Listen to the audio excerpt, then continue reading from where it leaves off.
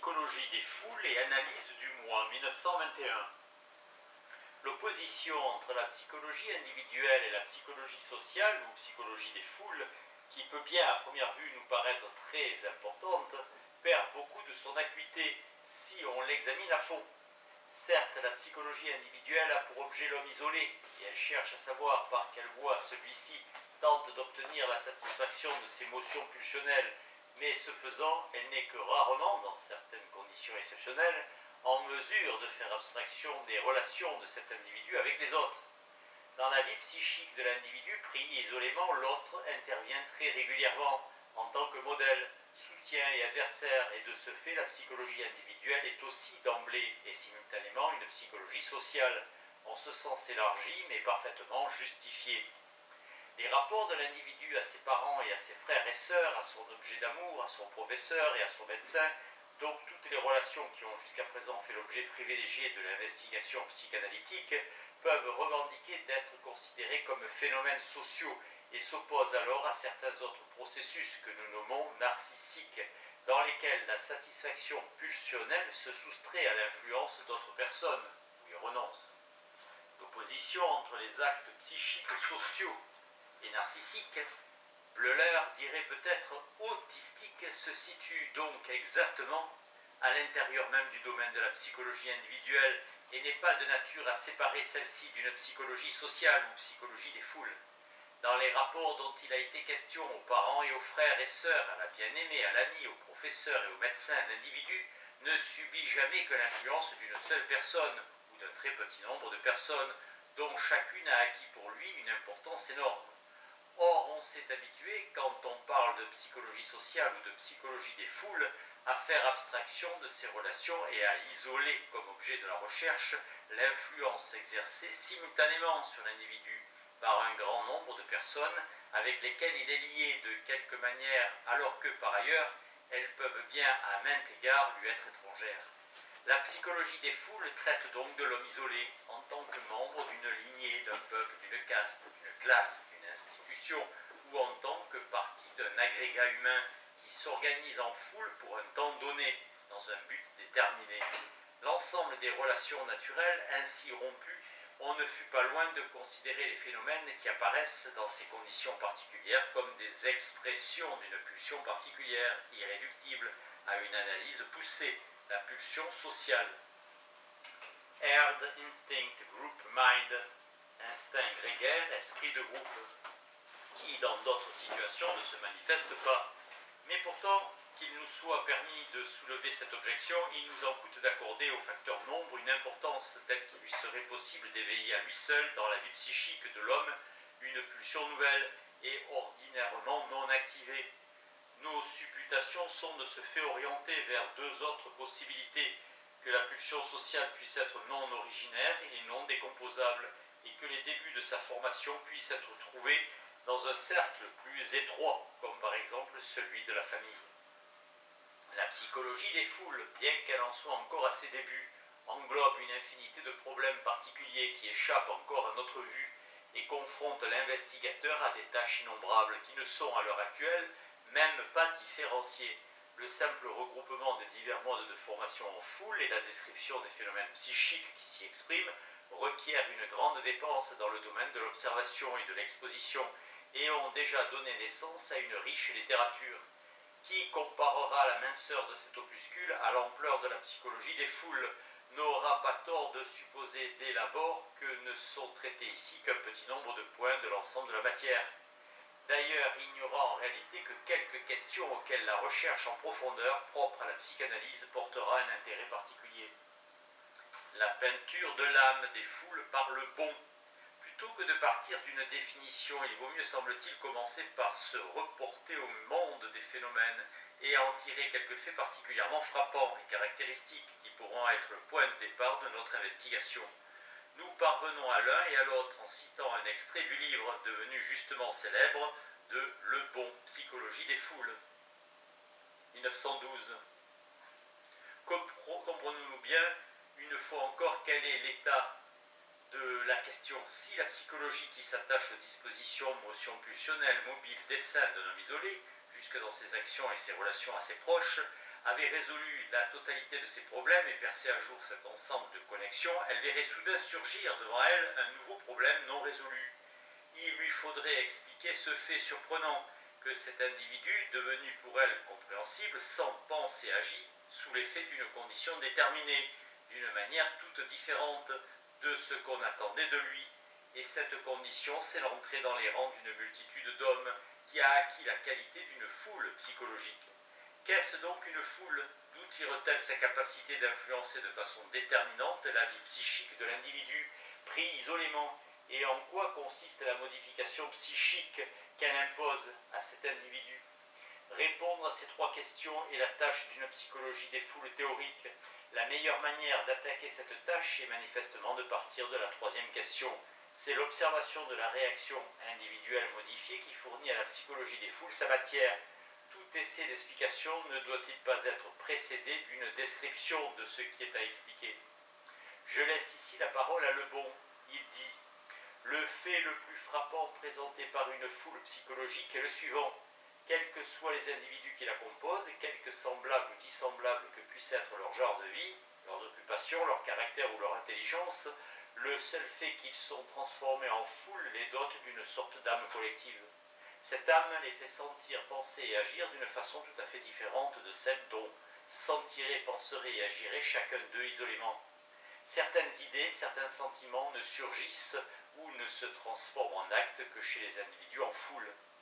La foule psychologique est un être provisoire composé d'éléments hétérogènes, pour un instant soudés absolument comme les cellules d'un corps vivant forment par leur réunion un être nouveau, manifestant des caractères fort différents de ceux que chacune de ces cellules possède. Prenant la liberté d'interrompre l'exposé de Lebon par nos gloses, nous placerons ici cette remarque. Si dans la foule les individus liés entre eux constituent une unité, il doit bien y avoir quelque chose qui les relie les uns aux autres, et ce lien pourrait être justement ce qui est caractéristique de la foule. Mais Lebon ne répond pas à cette question, il admet la modification de l'individu dans la foule, et la décrit en des termes qui s'harmonisent bien avec les hypothèses fondamentales de notre psychologie des profondeurs. On constate aisément combien l'individu en foule diffère de l'individu isolé, mais d'une pareille différence, les causes sont moins faciles à découvrir. Pour arriver à les entrevoir, il faut se rappeler d'abord cette observation de la psychologie moderne, que ce n'est pas seulement dans la vie organique, mais encore dans le fonctionnement de l'intelligence que les phénomènes inconscients jouent un rôle prépondérant. La vie consciente de l'esprit ne représente qu'une très faible part auprès de sa vie inconsciente. L'analyste, le plus subtil, l'observateur le plus pénétrant, n'arrive à découvrir qu'un bien petit nombre des mobiles inconscients qui le mènent. Nos actes conscients dérivent d'un substratum inconscient formé surtout d'influences héréditaires. Ce substratum renferme les innombrables résidus ancestraux qui constituent l'âme de la race. Derrière les causes avouées de nos actes, il y a sans doute les causes secrètes que nous n'avouons pas, mais derrière ces causes secrètes, il y en a de beaucoup plus secrètes encore, puisque nous-mêmes les ignorons. La plupart de nos actions journalières sont l'effet de mobiles cachés qui nous échappent. Dans la foule, pense Lebon, les acquisitions individuelles s'effacent et par là disparaît leur particularité. L'inconscient propre à la race ressort, l'hétérogène se noie dans l'homogène. Nous dirions que la superstructure psychique qui s'est développée si diversement chez les individus a été abattue, privée de ses forces et le fondement inconscient identique chez tous, mis à nu, rendu opérant. De cette façon naîtrait le caractère moyen des individus en foule. Mais Lebon trouve qu'il présente également de nouvelles propriétés qu'il ne possédait pas auparavant, et il en cherche la raison dans trois facteurs différents. La première est que l'individu en foule acquiert par le seul fait du nombre un sentiment de puissance invincible, lui permettant de céder à des instincts que seul il eût forcément réfrénés. Il y cédera d'autant plus volontiers que la foule étant anonyme et par conséquent irresponsable, le sentiment de la responsabilité qui retient toujours les individus disparaît entièrement. De notre point de vue, nous n'aurions pas besoin d'attacher tant d'importance à l'apparition de nouvelles propriétés. Il nous suffirait de dire que l'individu se trouve dans la foule mis dans des conditions qui lui permettent de se débarrasser des refoulements de ses motions pulsionnelles inconscientes.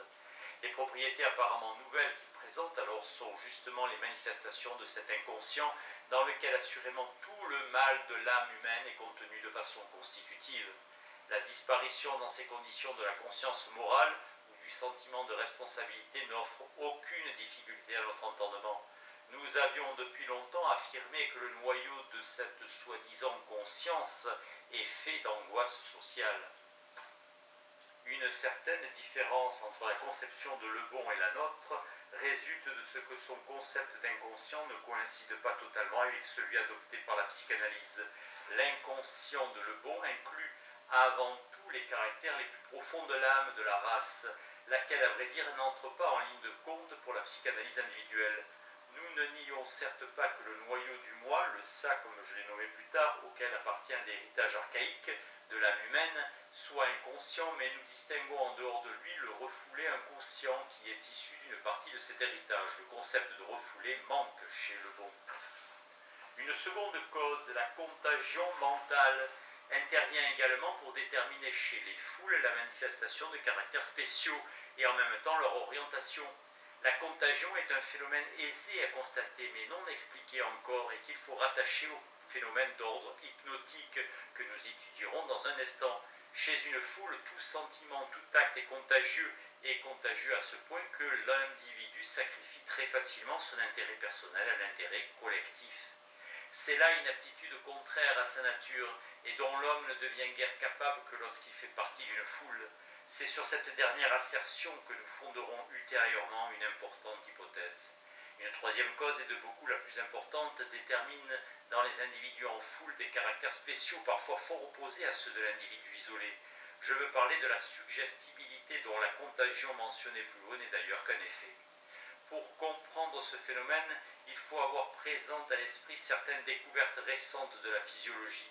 Nous savons aujourd'hui qu'un individu peut être placé dans un état tel qu'ayant perdu sa personnalité consciente, il obéisse à toutes les suggestions de l'opérateur qui la lui a fait perdre et commette les actes les plus contraires à son caractère et à ses habitudes.